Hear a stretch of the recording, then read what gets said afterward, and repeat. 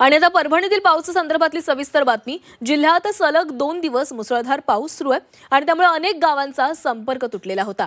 जिल्ह्यातील 9 महसूल मंडळांमध्ये अतिवृष्टीची नोंद झालेली असून या पावसामुळे शेती पिकांचं मोठं नुकसान झालंय।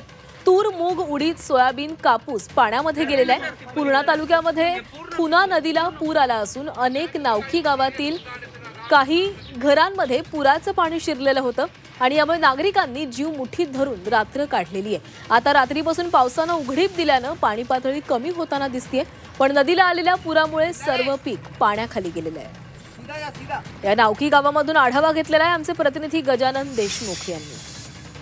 दुपारपासून मोठ्या प्रमाणात अतिमुसळधार पाऊस जो आहे तो परभणी जिल्ह्यात झाला। विशेषतः पूर्णा, पालम आणि परभणी या 3 तालुक्याला या पावसाचा मोठा तडाखा बसला। मी सध्या पूर्णा तालुक्यातल्या नावकी या गावात आहो।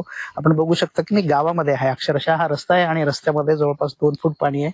आज आमची एवढी परिस्थिती बिकट झालेली आहे की जे सोयाबीन आमचं गेलेलं आहे, पुरामध्ये कापूस गेलेला आहे, याची तक्रार पण आम्ही शासनाकडे देऊ शकत नाहीत।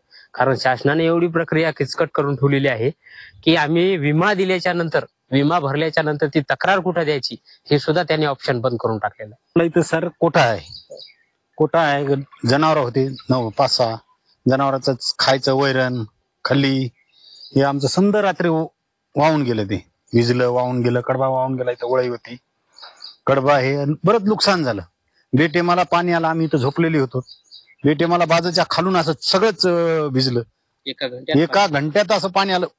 मायबाप शासनाकडे शेतकऱ्यांची एवढीच विनंती आहे की तात्काळ नुकसान भरपाई द्यावी, या जे काही नुकसान झालं त्याचे पंचनामे करावे आणि तात्काळ नुकसान भरपाई द्यावी अशा पद्धतीची मागणी शेतकरी करू लागले। व्हिडिओ जर्नलिस्ट गणेश सह गजानन देशमुख, झी मीडिया, परभणी।